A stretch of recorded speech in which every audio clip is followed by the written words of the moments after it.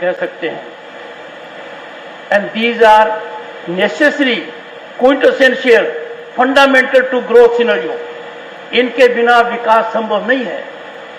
और कितनी खुशी की बात है कि आज के दिन वर्तमान भारत में वो पांचों चीजें स्थापित हैं। पहला, पीस, हार्मनी एंड स्टेबिलिटी। देखिए, एक जमाना था, वातावरण क्या था, आपके प्रांत में देख लीजिए।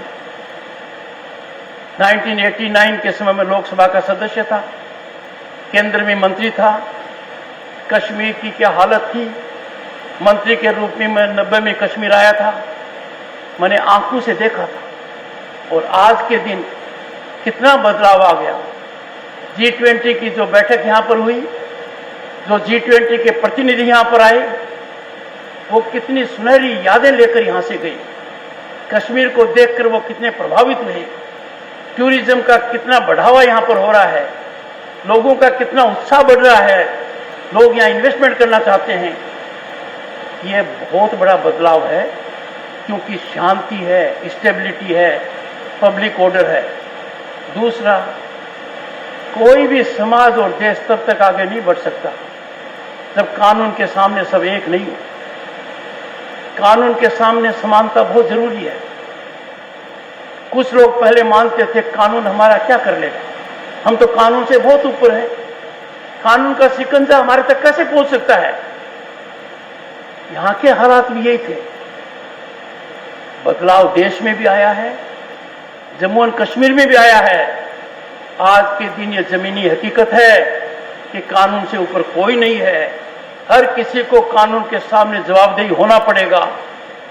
जो लोग सोचते थे कानून का शिकंजा हमारे तक नहीं पहुंचेगा, उनके घर पर कानून की दस्तक लग रही है। और जनता समझ गई है, यदि अगर कानूनी प्रक्रिया जारी की गई है तो रास्ता न्यायिक प्रक्रिया में है, सड़क पर नहीं है। ये दूसरा बड़ा बदलाव है।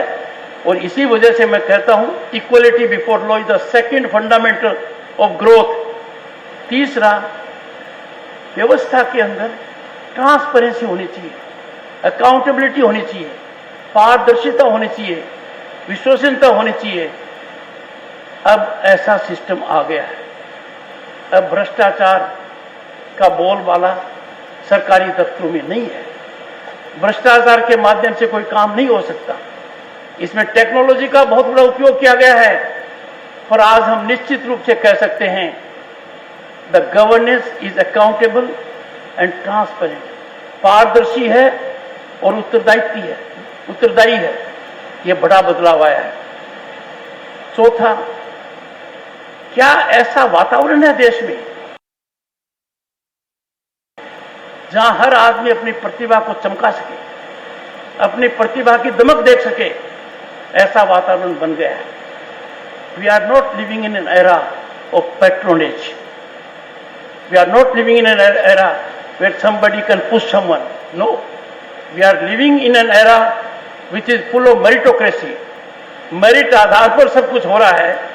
ये बहुत बड़ा बदलाव है। और इससे भी बड़ा बदलाव जो जम्मू और कश्मीर के अंदर ज्यादा महत्वपूर्ण है, एम्पावरमेंट ऑफ वीमेन। संसद ने महिलाओं को बहुत बड़ा अधिकार दिया है। लोकसभा और विधायिका में 1/3 आरक्षण, और वो भी हॉरिजेंटल और vertical. Schedule tribe, schedule caste की महिलाओं को भी मिलेगा। पर आपके यहां ये डबल गेन है। कानून का तो मिला ही है, पर 370 हटने के बाद कितना फायदा हुआ है। एक कैटेगरी ऑफ पॉपुलेशन थी जिनको वोटिंग का अधिकार नहीं था, सरकारी नीतियों का अधिकार नहीं ले सकते थे।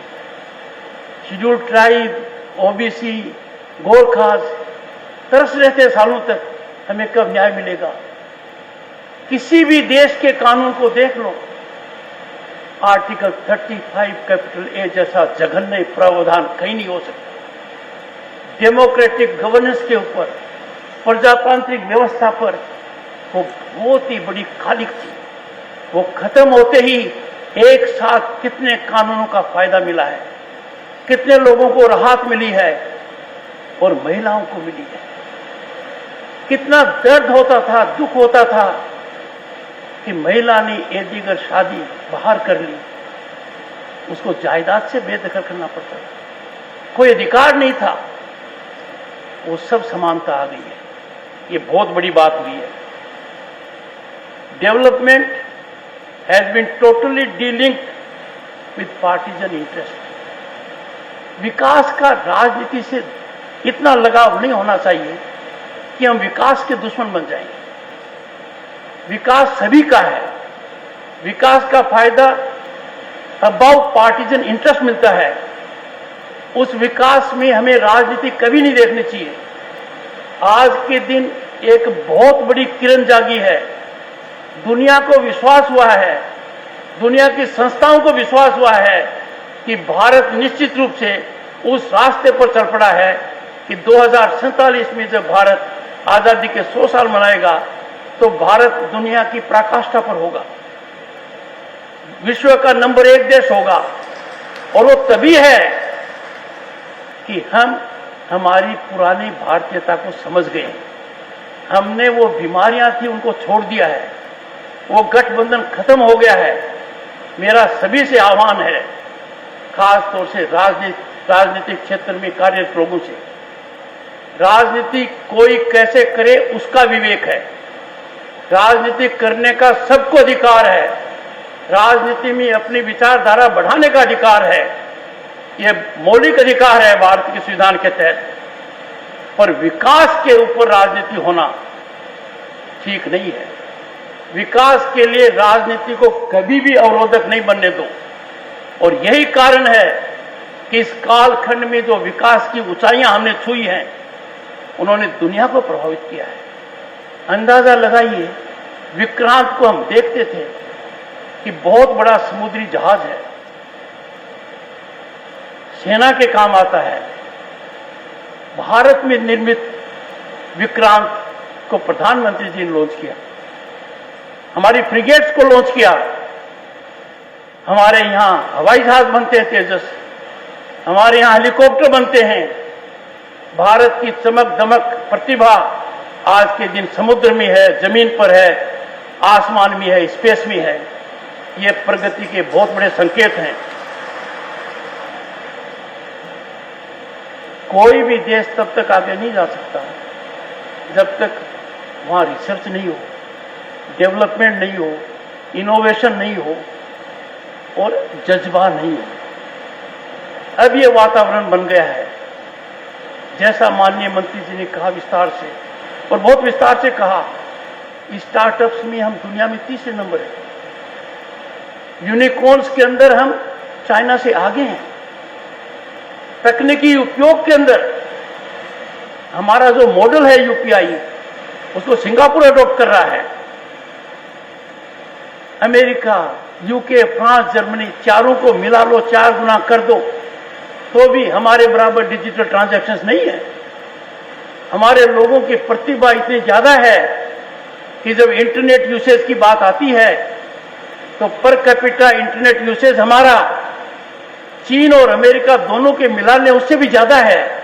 ये भारतीय का उपलब्धि है, हर भारतीय की। और इसी से भ्रष्टाचार भी कम हुआ है, उत्तरदायित्व गवर्नेंस भी हुआ है, पारदर्शिता भी आई है और नतीजा सबके सामने है। आज के दिन सरकारी व्यवस्था इतनी मजबूत हो चुकी है कि जिसको जितना फायदा होना है वो 100% उसको मिलेगा। मेरा आपको यह कहना है कि भारत आज दुनिया के उस दौर से गुजर रहा है कि वो दुनिया को कई मामलों में नेतृत्व दे रहा है। थोड़ा सा अंदाजा लगाइए, भारत के प्रधानमंत्री ने संयुक्त राष्ट्र संघ में दुनिया को आह्वान किया योग के लिए। योग हमारे